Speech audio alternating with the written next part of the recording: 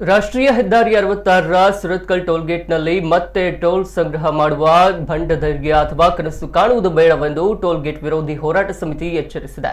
ರಸ್ತೆ ಕಾಮಗಾರಿ ನಡೆಯುತ್ತಿರುವ ಸುರತ್ಕಲ್ ಟೋಲ್ಗೇಟ್ಗೆ ಹೋರಾಟ ಸಮಿತಿ ನಿಯೋಗ ಭೇಟಿ ನೀಡಿ ಪರಿಶೀಲನೆ ನಡೆಸಿತು.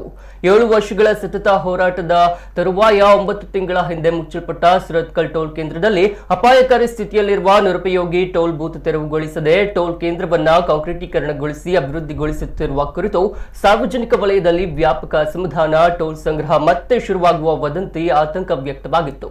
ಸುರತ್ಕಲ್ ಟೋಲ್ ಸುಂಕವನ್ನ ಹೆಜ್ಮಾಡಿ ಟೋಲ್ ಕೇಂದ್ರದಲ್ಲಿ ಅಥವಾ ಮರಳಿ ಸುರತ್ಕಲ್ ಟೋಲ್ ಕೇಂದ್ರದಲ್ಲೂ ಸಂಗ್ರಹ ಮಾಡುವುದು ಅಸಾಧ್ಯ. ಹೋರಾಟ ಸಮಿತಿ ಅದಕ್ಕೆ ಯಾವುದೇ ಕಾರಣಕ್ಕೂ ಅವಕಾಶ ನೀಡುವುದಿಲ್ಲ. ನಂತೂರು ಸುರತ್ಕಲ್ ಹೆದ್ದಾರಿಯನ್ನ ಟೋಲ್ ಮುಕ್ತ ರಸ್ತೆ ಎಂದು ಘೋಷಿಸಬೇಕು. ಅಪಾಯಕಾರಿಯಾಗಿ ಶಿಥಿಲಾವಸ್ಥೆಯಲ್ಲಿರುವ ಸುರತ್ಕಲ್ ನಿರುಪಯೋಗಿ ಟೋಲ್ ಬೂತ್ ಅನ್ನ ತಕ್ಷಣವೇ ತೆರವುಗೊಳಿಸದಿದ್ದಲ್ಲಿ ಸುರತ್ಕಲ್ ಟೋಲ್ ಬೂತ್ ತೆರವಿಗಾಗಿ ಹೋರಾಟವನ್ನು ಆರಂಭಿಸುವುದಾಗಿ ಮುಖಂಡರು ಎಚ್ಚರಿಸಿದ್ದಾರೆ. ಹೋರಾಟ ಸಮಿತಿಯ ಸಂಚಾಲಕ ಮುನೀರ್ ಕಾಟಿಪಳ್ಳ, ಸಹ ಸಂಚಾಲಕ ಪುರುಷೋತ್ತಮ್ ಚಿತ್ರಾಪುರ, ವೈ ರಾಘವೇಂದ್ರ ರಾವ್ ಮತ್ತಿತರರು ಉಪಸ್ಥಿತರಿದ್ದರು.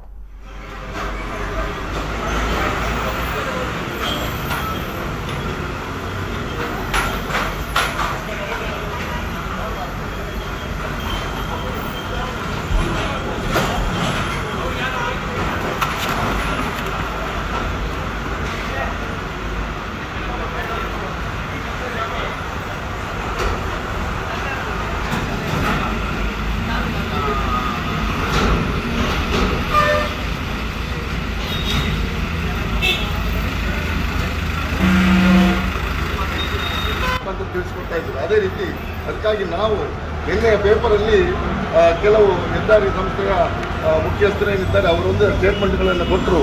ಆ ಸ್ಟೇಟ್ಮೆಂಟ್